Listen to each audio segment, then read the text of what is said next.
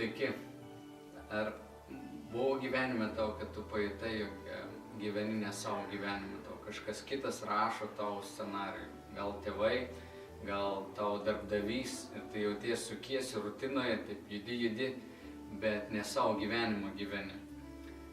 Kaip krikščionim mums Dievas davė planą ir savo valią, kad mes pagal ją nugyventumėm tobulą gyvenimą. Netobulą be klaidų, bet tobulą ta prasme, kad esame klusnume ir įvykdom tam, ką mes esam pašaukti. Ir šią vasarą mes turėsim per visą vasarą pamokslų seriją, kuri vadinsis Mano moto. Tai yra liudijimai žmonių, kurie atrado Dievo plano dalį savo gyvenime, tą apreiškimą, ką Dievas nori jų gyvenime daryti ir kaip Jis nori vadovauti jiems. Ir mes turėsim pamokslininkų iš Lietuvos, Amerikos, Nigerijos.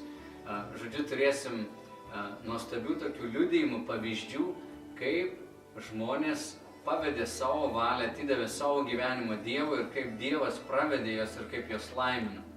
Kad tai įvyktų, jeigu tai nėra įvykę tavo gyvenime ir tu neturi to moto, kuris tave vestų kaip vedlys per gyvenimą, tai mes skaitysim Šventąjį raštą, Naująjį testamentą per visą vasarą, nuo pradžio iki galo.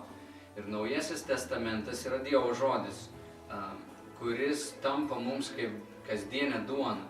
Dievas nori pamaitinti mūsų vidinį žmogų, kad mes gautumėm tą apreiškimą, suprastumėm, ko Jis nori iš mūsų ir gyventumėm ramybėje, harmonijoje su Dievu. Ir kad tai vyktų, iš tiesų turi praleisti laiko, turi paskaityti, turi skirti laiko, skaityti Šventą raštą, klausyti Dievo, būti nuolankus prieš jį.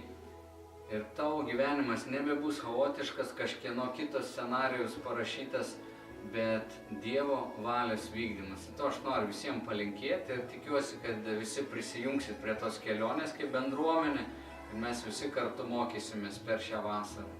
Tai iki pasimatymo per pamokslus, pamaldose ir rašto skaitymą.